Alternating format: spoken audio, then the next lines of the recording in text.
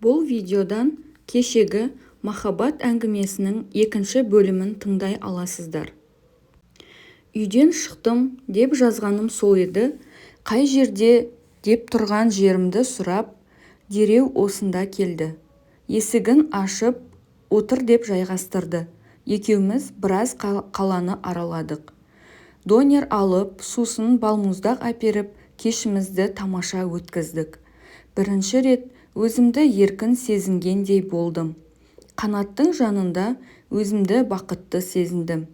Бірінші рет жолықсақ та, оған деген жатырқау, ұялу, қысылу дегенді білмедім.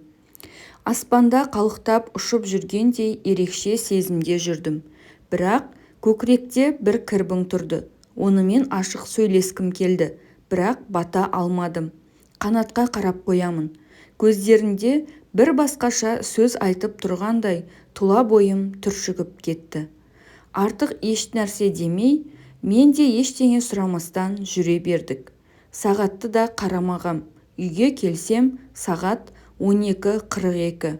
Мәз саған деп таң қалып тұрғанымда әпкем есіктің алдына келіп, менің шашымды жұлып, бетімнен ұрып, әртүрлі жиіркеніштер сөздер айтып, әбден жанымды ауыртып, Қанаттың көзінше әбден ұятқа қалдырды.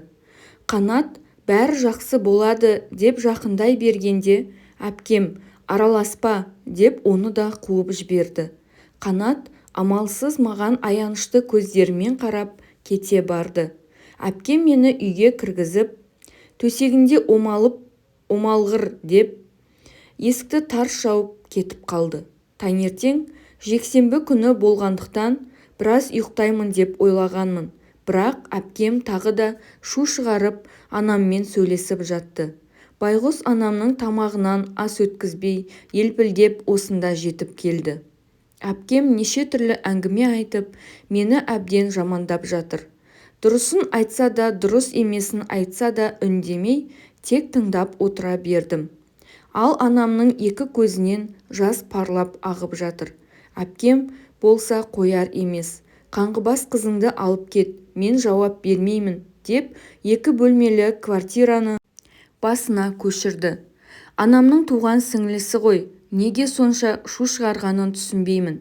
Ұрысса, неге маған ұрыспады? Анам байқұс маған қарап тұр. Мен шыдай алмадым. Жаспыз, қыдырамыз, жүреміз. Онда тұрған не бар? Енді сіздің бала-шағаңызды асырап, үйіңізді жинап, құл болып жүрейін бе? Тудыңыз ба, өзіңіз қараңыз. Енді мүлде мұнда келмеймін, деп анамды, жүктерімді жинап кетіп қалдым. Шықтым да қайда баратынымды білмедім. Аяла хабарласты. Оған мән-жайды айтып бердім. Ол дереу жатақханаға келуімді өтінді. Анам екеуміз сонда қарай ұштық. Аяла таныс тәрбиешілермен сөйлесіп, мені жатақханаға орналастырды. Қалай қуанғанымды айтып жеткізе алмаймын. Анам да мәз. Орналасып, көшіп болған соң анама шай тамақ беріп, автовокзалға шығарып салдық. Қанша жүзі жарқын болғанымен, көздерінде мұң бар ғой. Бауырымен ұрсып қалған соң бір түрлі болып тұрғаны анық көрініп тұрды. Анамды шығарып салған соң жатақханаға келдік. Аяла екеуміз отырып біраз сөйлестік. Қанат туралы оған айтып бердім. Оған қалай ғашық болғанымды түсіндіріп жеткізу мүмкін емес. Әңгіме қылып отырғанымызда Қанат хабарласты. Дереу тұтқаны алдым. Жағдай сұрасып, қазір кездесуге шақырды. Жатақханаға көшіп кеткенімді айттым. Осы мекен жайды WhatsApp-ма жазып жіберіп едім, дереу келді. Екеуміз жолығып, біраз қыдырдық. Өткен кеткенімізді, сырларымызды айтып, күліп ойнадық. Кеш қарайып қалыпты. Жатақханаға кешкі 22:00-ге дейін бару керек. Сол себепті амалсыз қоштастық. Жатақханаға әкеліп тастады. Тәрбиешілер көріп қоймасын деп, көлігін алыстау жерге тоқтатып, бері қарай жаяу келдім. Келсем, Аяла күтіп отыр екен. Мен сондай бақытты жүзімді көріп, Аяла да мәз. Біраз әңгіме қылып, артынша ұйқыға жаттық. Таңертең тұрып, Шайымызды іштік те оқуға қарай тарттық. Бір уақытта көрші колледждің алдында Қанаттың машинасын көрдім.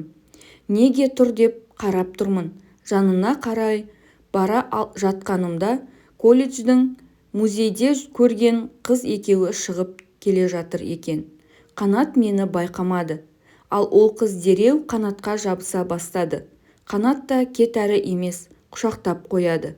Екеуі көлікте отырып бір жаққа қарай бет алды. Мен аң-таңмын. Аяла, жүр деп сүйрелеп келеді. Жаңа ғана не көрдім деп өзіме келе алмай жүрмін. Сонда екеумізбен де жүре ме деген сұрақ мазалады. Сабаққа келіп отырдық. Оқуға деген құлшыныс жоқ. Бар ойым Қанатта. Телефонға қарап қоңырауын күттім. Әшейінде хабарлама жазып, хабарласа беретін. Неге телефонда үн жоқ деп өз миымды өзім ашытып отырмын. Сабақ бітіп шығып бара жатқанда әлгі қыз мені күтіп тұр екен. Танымағансып кете берейін деп едім. Ол қыз тоқта деді. Бұл сөзіне ашуым шыққанымен таң қалдым. Бет жүзіне қарап едім, тіпті менсінбегендей кейіп танытып тұр. Бір орындыққа келіп отырдық. Не айтары бар екен деп тосып тұрмын. Қанаттан күдеріңді үз, ол менікі. Сен қалайша менің 2 жыл бойы өзіме қарата алмай жүрген жанның 2-3 күннің ішінде жүрегін жаулап аламын деп ойлайсың, деді.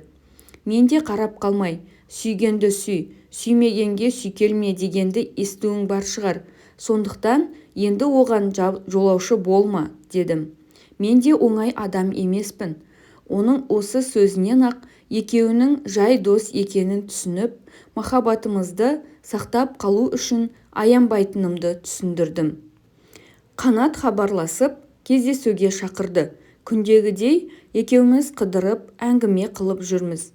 Оған менен жасырып, бір нәрсе болса, бірден айт деген едім. Ол жасыратын ештеңем жоқ. Тек сені кездестіргенім үшін Аллаға шексіз ризамын деді. Ол сөзі маған күш бергендей болды. Кездесіп болған соң жатақханаға келе жаттым. Алдымнан әлгі қыз шықты. Мені қайдан тауып ала беретінін қайдам. Әйтеуір көзіме күйік болды. Қанаттың қасында неге жүрсің деп тоқ ете қалды. Ол менің жігітім деп бұрылдым да кетіп қалдым. Қанат екеуміз бір-бірімізді қатты жақсы көріп, болашағымыз жайлы жоспар құрып жүргендіктен ол қыз туралы мүлдем ойламадым. Бір күні Қанаттың телефонына хабарлама келді. Әдетте мұндайды кинолардан көруші едім. Ал енді өмірімде. Қанат екеуі суретке түсіпті. Оны маған жіберген. Екеуі түнгі клубта жүр. Екеуі өлесле мас. Қанат арақты аузыма алған емеспін деген. Бұл жай барлығын түсіндірді. Енді құр отырудан пайда жоқ. Аяла жағдайды ескертіп, бүгін жатақханада болмаймын деп кеттім. Қанатқа қайта-қайта хабарластым, бірақ ол көтермеді. Қайдан іздерімді де білмедім. Ақырында телефонға жауап берді. Бірақ телефонды алған әлгі қыз. Бізді көргің келсе, мына мекенжайға кел деді. Баруға батылым бармады. Жатақханаға қайтып келдім. Сол күннен соң Қанаттан мүлдем хабар жоқ. 5 күндей уақыт өтті. Қатты мазасыздандым. Не де болса аман болсыншы деп тілеп жүрдім. Бір күні өзі хабарласып, әлгі қыз, яғни есімі Феруза, екеуміздің арамызда болған жағдайды айтып берді. Ол маған сусынына дәрі қосып, содан есімді білмеймін. Өзі мен оянған соң бәрін мойындады. Сені әдейі келтірмекші болыпты. Жан-жақтың бәріне шам жағып, типа романтикалық кеш болды деп ойласын депті. Ал сен келмеген соң ойы жүзеге аспаған. Ол да сені күтіп ұйықтап қалған. Таңертең мен оянып, жан-жағыма қарап таң қалдым. Арамызда ештеңе болмаған, мен оны білемін.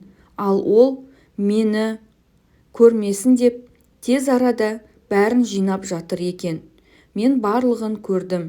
мұны не үшін жасадың деп ақыры ойындағысын біліп алдым, деді Қанат. Бірақ ол менен оңайшылықпен айырылатынын түрі жоқ. Ата-анаңмен танысамын деп қайтпай отыр. Екеуіңді де ата-анаммен таныстыруға апарамын. Олар қайсыңды қабылдайды, сол қызды үйге орамал жауып кіргіземін, деді. Шынымды айтайыншы, қатты таң қалдым.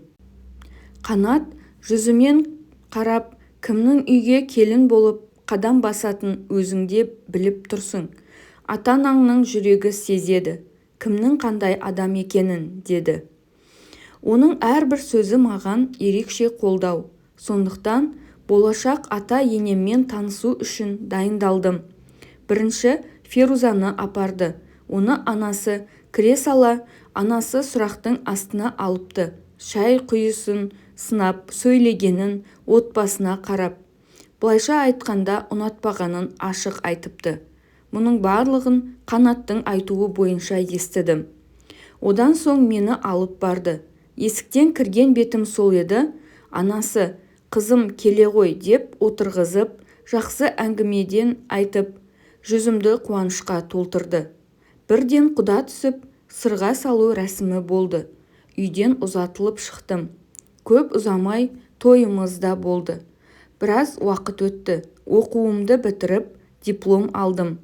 9 айдан соң шекесі торсықтай ұл бала дүниеге әкелдім. Бір күні Қанаттың телефонына SMS келді.